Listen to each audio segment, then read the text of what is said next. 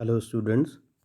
आज मैं आपको बीएससी पार्ट 2 ऑर्गेनिक केमिस्ट्री में अल्कोहल्स में पिछली क्लास से आगे पढ़ाऊंगा और आज हम डिस्कस करेंगे मोनोहाइड्रिक अल्कोहल। इसमें सबसे पहले, जैसा कि मैंने पिछली क्लास में बताया था, मेथड्स ऑफ फॉर्मेशन या बनाने की विधियां पढ़ेंगे। कार्बोनिल समूह युक्त कार्बनिक यौगिकों जैसे एल्डिहाइड, कीटोन, कार्बोक्सिलिक एसिड और एस्टर्स के रिडक्शन द्वारा मोनोहाइड्रिक अल्कोहलों का निर्माण होता है। इन यौगिकों का अपचयन दो प्रकार से होता है। एक तो हाइड्रोजन की वृद्धि और दूसरा ऑक्सीजन की कमी, जैसा कि आपको इस स्लाइड में दिख रहा है। इसमें कार्बोनिल समूह युक्त कई कार्बनिक यौगिक जैसे एल्डिहाइड, कीटोन, कार्बोक्सिलिक अम्ल और एस्टर अपचयित होकर या रिड्यूस होकर मोनोहाइड्रिक अल्कोहल बनाते हैं। मोनोहाइड्रिक अल्कोहल वे पदार्थ होते हैं जिनमें केवल एक ही OH समूह होता है। इस तरह की विधियों द्वारा बने हुए अल्कोहल प्राथमिक अथवा द्वितीयक प्रकृति के होते हैं, प्राइमरी और सेकेंडरी। इन मेथड से टर्शरी अल्कोहल नहीं बनाए जा सकते। इसके कुछ मेन एग्जाम्पल्स आपको समझाते हैं। इसमें एल्डिहाइड RCHO, इसका रिडक्शन होगा और ये प्राथमिक अल्कोहल या प्राइमरी अल्कोहल बनाएगा RCH2OH। इसी तरह से कीटोन से रिडक्शन द्वारा सेकेंडरी अल्कोहल मिलता है।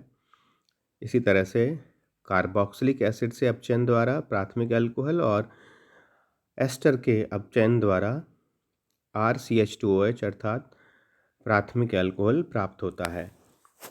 तो इस प्रकार की विधि में एल्डिहाइड, कीटोन, कार्बोक्सिलिक एसिड्स और एस्टर्स का रिडक्शन द्वारा हम प्राइमरी और सेकेंडरी अल्कोहल बना सकते हैं। अब ये बात इम्पॉर्टेंट है कि इसमें रिड्यूसिंग एजेंट या अपचायक कौन सा काम में लिया जाता है। यूजुअली एल्डिहाइड व कीटोनों का जो रिडक्शन है वो धातु उत्प्रेरक या मेटल कैटलिस्ट की प्रेजेंस में हाइड्रोजन द्वारा कराया जा सकता है। कई तरह के रिड्यूसिंग एजेंट अपचयन के लिए काम में आते हैं, जिसमें से एक सोडियम और अल्कोहल है, दूसरा लिथियम एल्यूमिनियम हाइड्राइड है और तीसरा सोडियम बोरोहाइड्राइड है। परिस्थितियों के हिसाब से अलग अलग अपचायक प्रयुक्त किए जाते हैं और इस प्रकार हम आगे देखते हैं कि किस तरह से हम ब्यूटेनॉल का रिडक्शन करेंगे NaBH4 द्वारा और 1 ब्यूटेनॉल बनेगा, जबकि ब्यूटेनॉन का रिडक्शन जब NaBH4 द्वारा करते हैं, सोडियम बोरोहाइड्राइड द्वारा करते हैं, तो 2 ब्यूटेनॉल बनता है। और ये रिएक्शंस निम्न प्रकार संपन्न होती हैं, जैसा कि आपको इसमें दिख रहा है। Ketone when undergoes reduction with NaBH4 and after hydrolysis it converts into secondary alcohol, और जो रिएक्शन मैकेनिज्म है उसमें H- आयन, जिसको कि हाइड्राइड आयन भी कहते हैं, उसका ट्रांसफ़र होता रहता है और ये रिएक्शन निम्न प्रकार संपन्न होती है। इसमें जो रिएक्शन मैकेनिज्म है उसमें हाइड्राइड आयन का ट्रांसफ़र होता है और इस प्रकार कीटोन से अल्कोहल प्राप्त होता है। कार्बोक्सिलिक एसिड्स का जो रिडक्शन है वो डिफ़िकल्ट होता है और इसके लिए हम सोडियम बोरोहाइड्राइड NaBH4 या की बजाय लिथियम एल्यूमिनियम हाइड्राइड या LiAlH4 काम में लेते हैं। ये जो लिथियम एल्यूमिनियम हाइड्राइड है ये स्ट्रॉन्ग रिड्यूसिंग एजेंट है और इससे कार्बोक्सिलिक एसिड या नीचे दिखाया हुआ 2,2-डाइमेथिल प्रोपेनोइक एसिड को निम्न प्रकार अपचयित करके हम नियोपेंटिल अल्कोहल प्राप्त कर सकते हैं। अब एस्टरों का अपचयन है वो हाई प्रेशर पर हाइड्रोजिनोलाइसिस या हाइड्रोजनीकरण से संपन्न होता है। यह एक इंडस्ट्रियल प्रोसीजर है और इसमें CO बंध का विदलन होता है।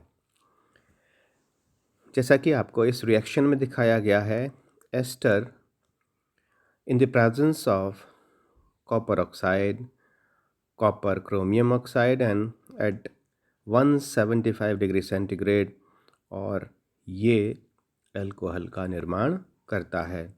कम मात्रा में प्रयोगशाला में लैब में एस्टर का जो रिडक्शन है वो LiLH4 से भी करा सकते हैं और ये रिएक्शन आपको इसमें दिखाई गई है and it forms RCH2OH plus R-OH। जो लिथियम एल्यूमिनियम हाइड्राइड है वो सोडियम बोरोहाइड्राइड की कंपैरिजन में ज़्यादा स्ट्रॉन्ग है और वो कीटोनों का भी अपचयन कर सकता है और इस प्रकार हम अल्कोहलों का मोनोहाइड्रिक अल्कोहलों का निर्माण कर सकते हैं। यहाँ पर LiLH4 का जो यूज़ है अगर आप लैब में कर रहे हैं तो बड़ी सावधानी से करना होता है क्योंकि ये बहुत ही एक्टिव रिएजेंट है और इसको सबसे बड़ी सावधानी ये रखनी होती है कि इसको एकदम डिहाइड्रेटिंग या निर्जल रखना होता है। इसके बाद में जो इम्पॉर्टेंट रिएक्शन है वो है वुवो ब्लांक अपचयन और इसमें एल्डिहाइड कीटोन और एस्टर के रिडक्शन द्वारा अल्कोहलों का निर्माण होता है और Na+C2H5OH इसमें रिड्यूसिंग एजेंट होता है और एथेनॉल या एन-ब्यूटेनॉल का उपयोग किया जाता है। अभिक्रिया निम्न पदों में संपन्न होती है जैसा कि आपको दिखाया गया है और इसमें हाइड्राइड स्थानांतरण की बजाय इलेक्ट्रॉन ट्रांसफ़र होता है और रिएक्शन कई सारे स्टेप्स में संपन्न होती है जैसा कि आपको इस रिएक्शन में यहाँ पर समझाया गया है। अल्कोहल बनाने की कुछ डिफरेंट मेथड्स और हैं जो कि सिंपल मेथड्स हैं।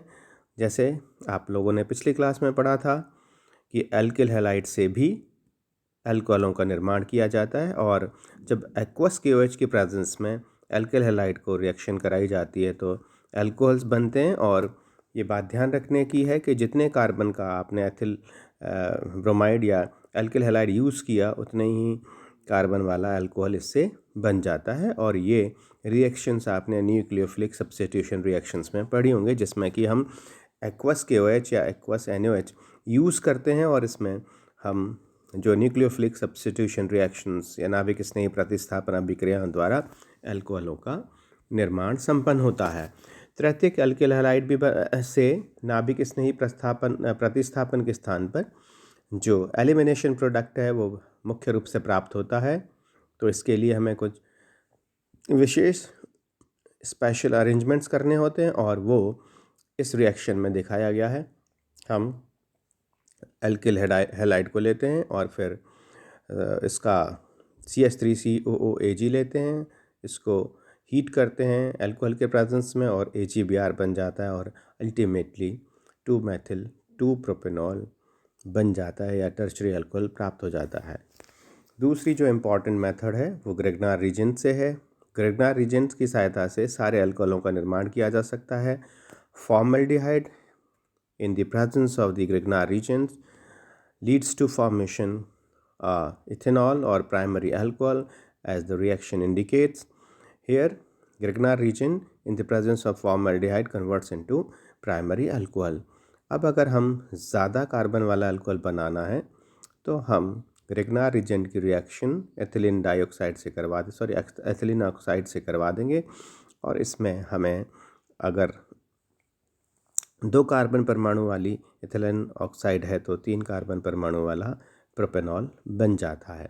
फॉर्मल्डिहाइड के अतिरिक्त अन्य किसी एल्डिहाइड से जब ग्रिग्नार रीजन को रिएक्ट किया जाता है तो बना हुआ उत्पाद जल अपघटित होकर हाइड्रोलाइसिस होकर सेकेंडरी अल्कोहल बनाता है, जैसा कि रिएक्शन में दिखाया गया है। और अगर हम कीटोन ले लेंगे और उसकी ग्रिग्नार रीजन से रिएक्शन कराएंगे तो टर्शरी अल्कोहल मिल जाता है। तो इस प्रकार अगर फॉर्मेल्डिहाइड लिया तो हमें प्राइमरी अल्कोहल मिला, अगर हमने एसिटाल्डिहाइड लिया तो हमें सेकेंडरी अल्कोहल मिला, और अगर हमने कीटोन ली तो हमें टर्शरी अल्कोहल मिला। तो इस प्रकार ग्रिग्नार रीजन की सहायता से हम प्राइमरी, सेकेंडरी और टर्शरी अल्कोहल्स बना सकते हैं। Thank you.